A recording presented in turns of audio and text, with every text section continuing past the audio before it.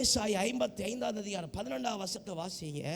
ஏசாயா 55:11. அப்படியே கர்த்தருடைய வாயிலிருந்து புறப்படுகிற வசனமும் இருக்கும், அது வெறுமையா திரும்பாது. தேவ பிள்ளையே, கர்த்தருடைய வாயிலிருந்து அவன் தேவ பிள்ளைகளின் மூலமாய் கர்த்தருடைய வார்த்தை உண்டாயிருக்கென்று சொன்னால் அது வெறுமையாய் திரும்பாது. அல்லேலூயா, அல்லேலூயா, அல்லேலூயா, அல்லேலூயா. கர்த்தருடைய வாக்குத்தத்தமான வார்த்தை உன் வாழ்க்கையில வந்திருக்குது, அது உன்னை செழிப்படையாமல் விடாது. அல்லேலூயா, அல்லேலூயா. விசுவாசி தேவ பிள்ளையை ஏன்னு சொன்ன யாக்கோபு 1:22 சொல்லப்பட்டு, அவைகளை கேட்கிறவரை மாத்திரமல்ல வேத வாக்கியத்தின்படி இடம் கொடுக்கிறவளாயும் செய்கிறவளாயும் இருங்க. அல்லேலூயா, அல்லேலூயா. வாக்குத்தத்தம் வாழ்க்கையில் நிறைவேறணுமா?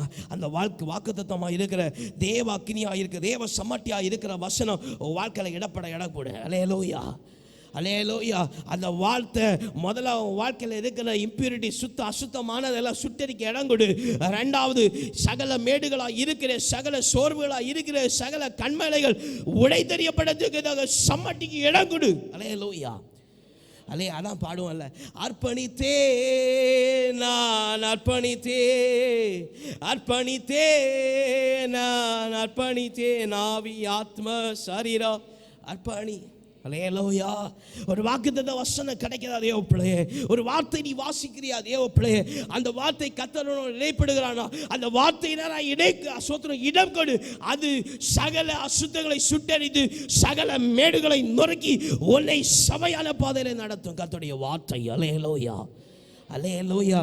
அவைகளை கேட்டு மட்டும் விட்டுவிடல, அவைகளின்படி ஒப்பு கொடுத்து தன்னிடத்துல செயல்பட ஒப்பு கொடு. அல்லேலூயா.